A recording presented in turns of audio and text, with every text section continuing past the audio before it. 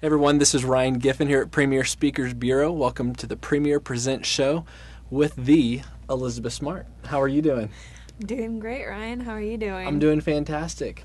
We want to discuss with Elizabeth the sides of awareness of some of the groups that you speak with. They talk about abuse and abduction awareness and some of the things that you're doing right now that are incredible in our country. And Elizabeth, your hand is on a lot of those projects, and we're going to discuss those. What's the one question that you get asked the most? How did you survive? How have you overcome your past? How did you survive in those situations that you had, and how have you survived to becoming a very successful voice and a person in media who's been able to be an advocate? How did you survive? I found something worth living for. I remembered something worth living for while I was kidnapped, and I made that decision that I'd do whatever it took. Didn't matter what. I'd do whatever it took to survive, and one day I'd come home. So I made that decision, and here I am. And what have I done since? Tried to never look back. Good. Some people have those situations where they have to find that one thing. How would you guide them to finding that one thing? Well, I think about what's most important to you. For me, what's most important to me is my family, is God, well, that's it. My family and God. I mean, that's what's most important to me. Right. And seeing my family again and being with people that loved me again, being around people who wanted the best for me when so clearly I was around people who didn't love me, who didn't want the best for me. I mean, otherwise they never would have kidnapped me. Right. So when I found that, when I realized that, I knew it was worth living for. I knew going back to my family would be worth living for. And that's kind of what kept me going. Family has been at the core of your message and the importance of parents educating our children. What are a few of the things that, if you had one chance right now to tell parents, that you think would help them in the long run if they never, ever listened to your speech, or if they never, saw long interviews that you've done? What would be those two things that you would want them to know right now?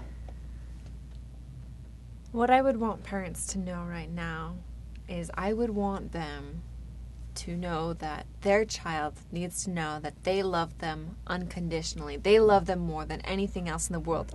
I know as a kid, I used to go into stores with my mom and she'd be like, don't touch that. Don't touch that. Don't knock that over. Stay next to me. And as a child, you think, oh, well, if I touch that, I'll break it and I'll be in trouble.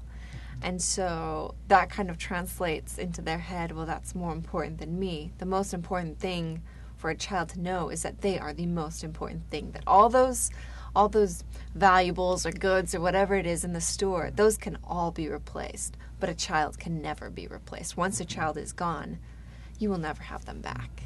And so that is the most important thing a parent can let a child know. That's the most important thing I would want every parent in America, in the world, to know. Right.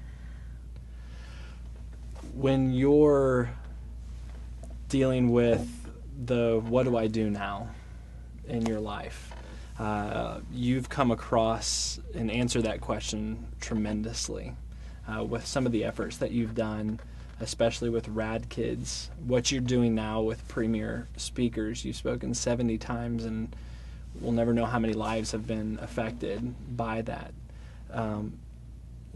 Discuss just in brief what exactly you're doing right now with Rad Kids and what you see that doing in the next 10, 15, 20 years in America. Rad Kids is a child empowerment program. It stands for Resisting Aggression Defensively. And the wonderful thing about Rad Kids is, yes, it does involve some physical skills. Yes, it involves standing up, sitting down, talking about what children's fears are. But I think the best thing about this entire program is that it's all based on 3 principles. The first is that you're special and nobody has the right to hurt you. The second one is because you're special, you don't have the right to hurt anybody else, including yourself. And unless you can get away, unless you can, prevent something from happening. And the last one, which I really think is the most important, is it doesn't matter who it is, it doesn't matter who's hurt you, what they've done to you, it's not your fault, and you can tell. And once a child understands those 3 principles, then they really understand this is not okay, and I can do something about it, and they don't have the right to hurt me. And when a child makes that mental click, then they go from being the victim to being empowered, to realizing that they can do something about it, that they don't have to let this go on. And so working with this program, we've been trying to get it into, I know it's a big goal, but we're trying to get it into every school, every elementary school in the nation. I know it sounds huge, but you have to dream big to be big, right? Exactly. Right. So that's one of our goals right now that we're working towards. Elizabeth, thank you so much for sharing your passion, your life, and your heart with us. Premier Speakers has booked Elizabeth for over 70 events in the last year, and every single one of them have come back with rave reviews. Universities, associations, advocacy groups, health groups. We really encourage you to look at Elizabeth Smart as your next speaker for your event, as she can come in and change the perspective and give some passion and excitement to your attendees. So thank you so much, Elizabeth, and hope you have a wonderful next year. Thank you. All right.